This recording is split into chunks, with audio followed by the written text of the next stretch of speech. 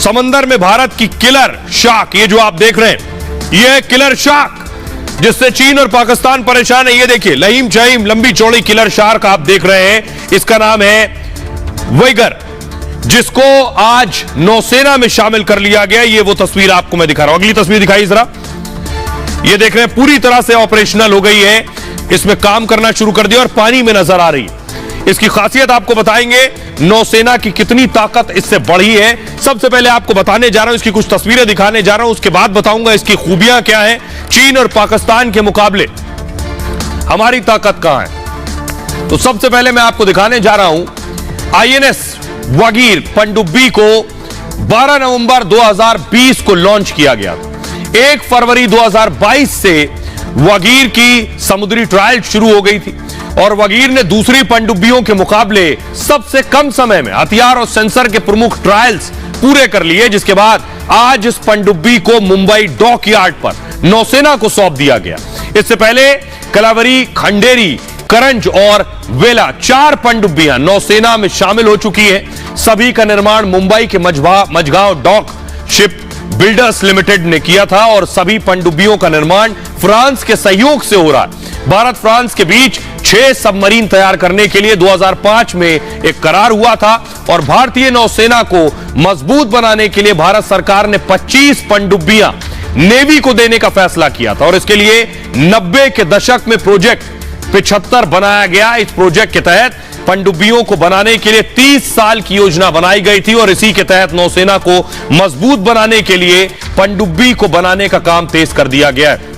आइए मैं आपको बताता हूं इसकी खासियत क्या है। ये जो पनडुब्बी है ये कैसे भारत की खास ताकत बढ़ाएगी नौसेना की और इसका काम क्या है ये भी आपको बताऊंगा। देखिए जरा, ये आप देख रहे हैं, ये पनडुब्बी किलर शार्क भी इसे कहते हैं। भारतीय नौसेना में आईएनएस वागीर को शामिल कर लिया गया है और नौसेना अध्यक्ष ने वागीर को नेवी को सौंप दिया है। आपको बताऊं कि आईएनएस वागीर आधुनिक पनडुब्बी है। इसमें पनडुब्बी समुद्री सीमा की रक्षा करती है, यानी इसकी तैनाती होती है, जो आपका समुद्र है उसकी जो सीमा लगती है, यानी तट पर तो फोर्स मौजूद है, लेकिन पानी में यह पनडुब्बी दुश्मनों के जहाज, मिसाइल पर इसमें हमले की क्षमता होती है। मेक इन इंडिया के तहत इसका निर्माण किया गया है और बिना आवाज के चलने वाला यह इंजन है।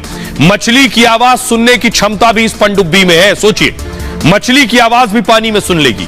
वर्ल्ड की बेहतरीन टेक्नोलॉजी से यह लैस है और 4 ताकतवर डीजल इंजन इसमें लगे हुए हैं। 350 मीटर की गहराई तक ये जा सकती है और 50 दिन तक पानी में रहने की क्षमता भी इसमें है। ऑक्सीजन बनाने की क्षमता भी इस पनडुब्बी में। सतह पर 20 किलोमीटर प्रति घंटे की रफ्तार पर चलती है। पानी के अंदर 37 किलोमीटर प्रति घंटे की रफ्तार है इसकी। लंबाई 221 फीट है और ऊंचाई इसकी 40 फीट है। आईएनएस वागीर का वजन 1615 टन का है और वागीर का नाम सैंड शार्क भी इसे कहते हैं। अरब सागर की तलहटी में पाई जाती है दरअसल एक सैंड शार्क और यह मछली आसानी से दिखाई नहीं देती है, यही खूबी इसमें भी है। दुश्मनों पर घातक हमला करती है ये और इसी के चलते पनडुब्बी का नाम वागीर पड़ा है।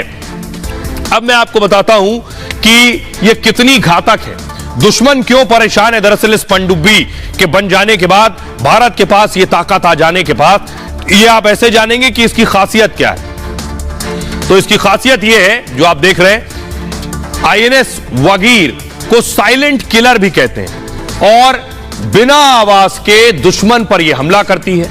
आधुनिक नेविगेशन ट्रैकिंग तकनीक से लैस है ये और निगरानी, खुफिया जानकारी जुटाने में सक्षम है। खतरे को 10 किलोमीटर पहले जान लेती है ये। स्टील्थ टेक्नोलॉजी से रडार को चकमा देने की इसमें ताकत है और एक्सोसेट एंटी शिप मिसाइलों से यह लैस है। मिसाइल की रफ्तार 1148 किलोमीटर प्रति घंटे होती है। आइए अब आपको सुनवाते हैं एक्सपर्ट क्या कहते हैं, इस पर सुनिए जरा।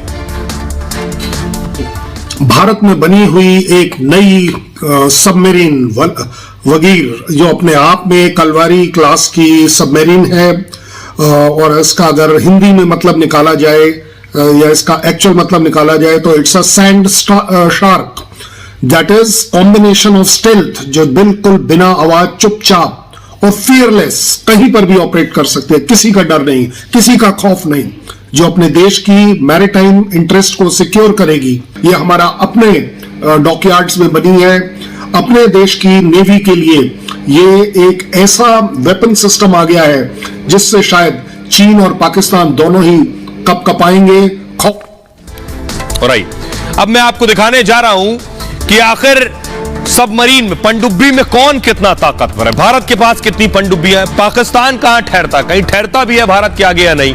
देखिए सर, ये आप देख रहे हैं भारत के पास 17 पनडुब्बियां हैं, 17। भारत के पास 2 परमाणु पनडुब्बी भी है, यानी लंबे वक्त तक पानी में रह सकती है, बिजली बना सकती है लंबे वक्त तक, घातक हमला करने में भी सक्षम है भारत की पनडुब्बी।